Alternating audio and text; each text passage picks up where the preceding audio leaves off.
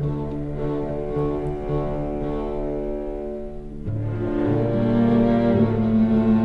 was not only the difference between the rich and the poor, the extravagance of the Shah, his family, and selected members of the elite, but also the repressive nature of the regime, which made people decide that enough is enough and they cannot tolerate it anymore. It was all that, but it was also the neglect of human and Islamic values which were part of the Iranian identity. It was also the utter submission of the Shah to foreign powers, especially the United States.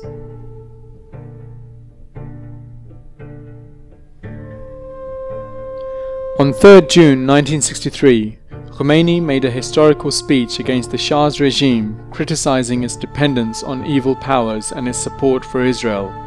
The speech was devastating for the regime and eye-opening for the nation. Consequently, the Imam was taken out of his house and arrested by the Savak, the Shah's notorious secret police. It proved to be an outrageous move which pulled thousands of people onto streets in support of the Ayatollah. The regime did not hesitate in suppressing the people, and as a result, 15,000 innocent Iranians died on the day that marked a turning point for the Pahlavi dynasty on the 5th of June 1963, known as the 15th of Khordad uprising. The Shah did not stop here. A wave of new imprisonments followed, with some famous clerics, academics, and people of all walks of life being taken into prison, some of whom were sentenced to death. As the pressure mounted on the Shah, Imam Khomeini was released after 10 months in custody.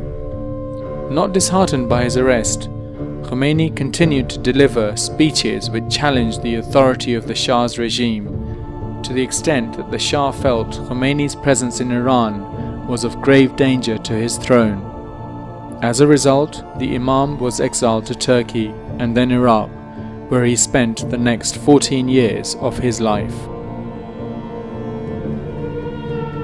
During these years, both the Imam and the people continued their opposition to the Shah's regime. The Imam's speeches were smuggled into Iran and were widely spread amongst his supporters. This kept the spirit of resistance alive amidst waves of arrests, punishment, and executions.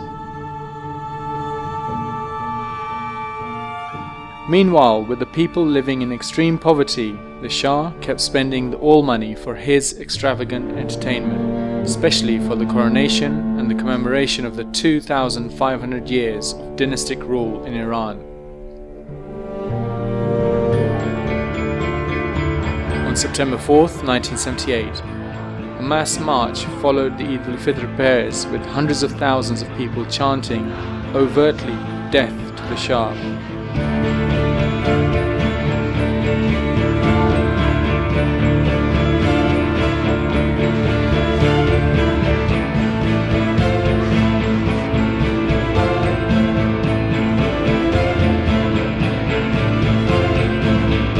The chain of demonstrations led to what is known as Black Friday, in which tanks and helicopter gunships were used to break up the largely peaceful demonstrators.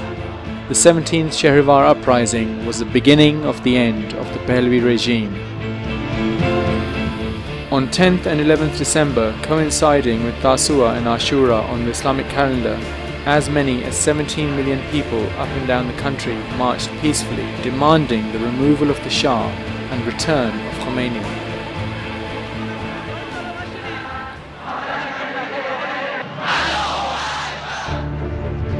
The Shah had no choice but to leave the country. So, pretending matters are safe and under control, he flew out.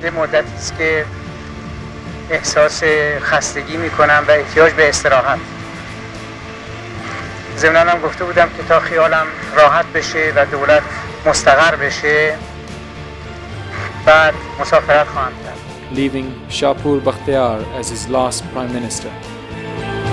شاه با فرهش بررفت کولای بدون شاه.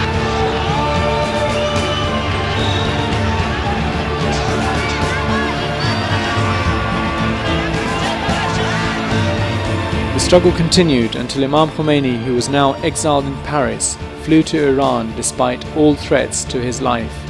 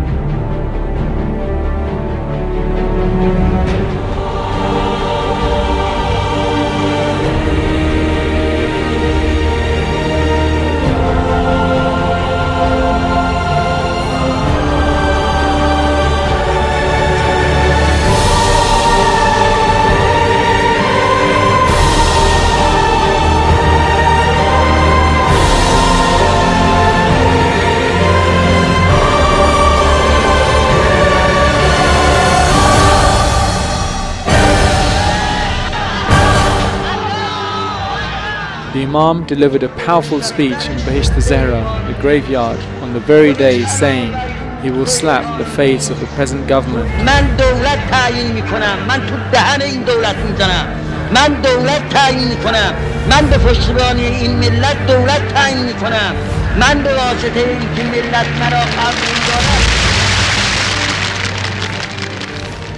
Matters got out of hand for Bakhtiar, with the Iranian Royal Air Force and huge sections of the army joining the protesters against the government. On 11 February 22nd Bahman, the revolution led by Grand Ayatollah Imam Khomeini achieved victory, and the 2,500 years of dynastic rule came to an end.